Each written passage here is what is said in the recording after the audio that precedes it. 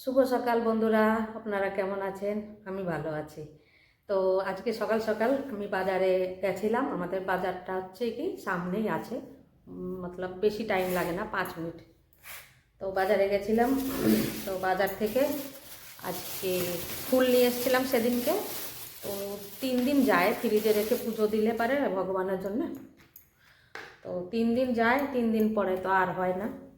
তো মন্দিরের থেকে আমি ফুল নিয়ে আসলাম, মন্দিরে আগলা পুজোর জন্য ফুল নিয়ে আসলাম, আর সাথে কিছু ফ্রুট নিয়ে এসেছি।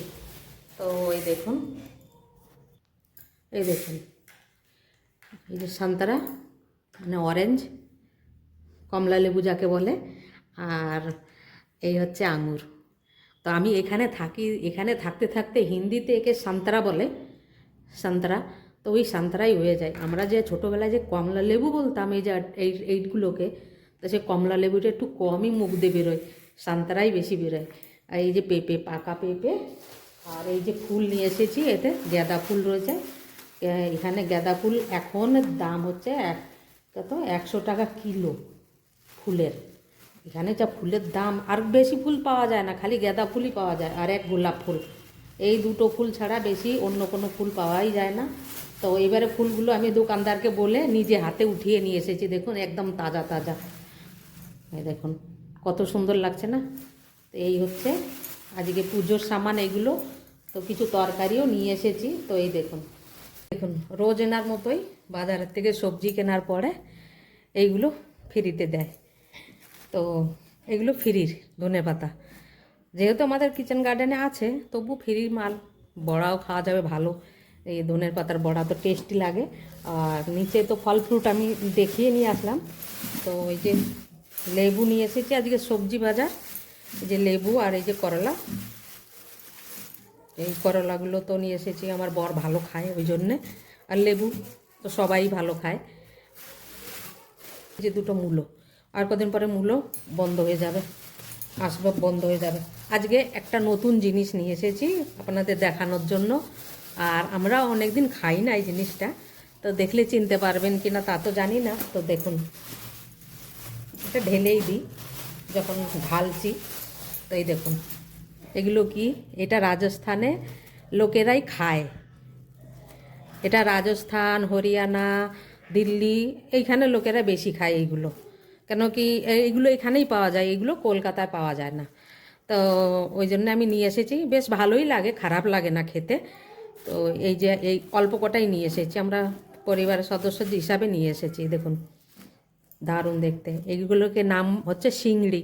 তো খেতে টেস্ট লাগে ভালোই। তো এইটা হচ্ছে কলকাতায় পাওয়াই যায় না এই জিনিসটা।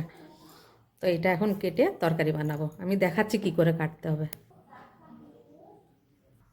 এই দেখুন এগুলো না বরবটির মতো কাটতে হয়, এইভাবে এইভাবে এইভাবে আমি বরবটির মতোই কাটবো। এই দেখুন এইগুলোকে এইভাবে বরবটির মতো কাটতে হবে, আর ঠিক ওইভাবেই কেটে রান্না করতে হবে। তা আমি এইভাবে হাত দিয়ে কাটছি, একদম সফট হচ্ছে এগুলো। তো ওই জন্যে বটি কিংবা চাকুর দরকার হয় না, হাত দিয়ে আরামে কাটা হয়ে যায়। এইগুলো হচ্ছে গাছের বেগুন, ও সবুজওয়ালা, মানে সাদা বেগুন যাকে বলে। তা এই বেগুন হচ্ছে ভাজা হবে, পালং শাকের চচ্চড়ি হবে এই আলু দিয়ে।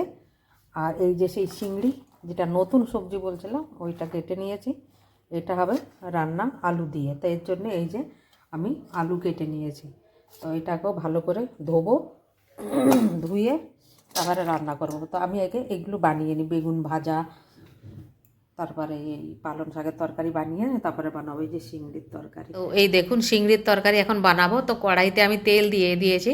আর আমি সর্ষের তেলে যখন বানাই তো সাদা তেল ইউজই করি না, আমি কম করি ভাজা পোড়াতে।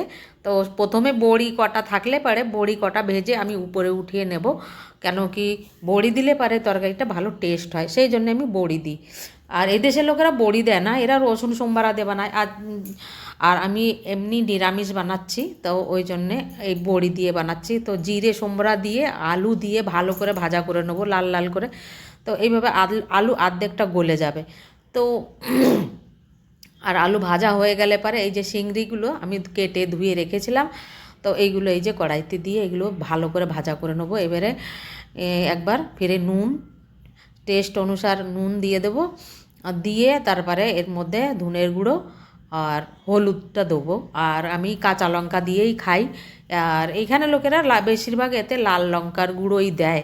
তা আমি 4টে কাঁচা লঙ্কা দিয়েছি, দিয়ে এটাকে ভালো করে ধনের গুঁড়ো দিয়ে ভালো করে ভাজা করে নেবো। আর অল্প একটু আদা দিয়ে দিলাম, আদা দিলে পরে টেস্টটা আরও একটু বেড়ে যায়।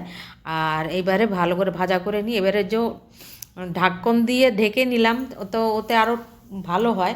আর এবারে একটা টমাটার কেটে নেবো। তো এতে মটরশুঁটিও দেওয়া যায়।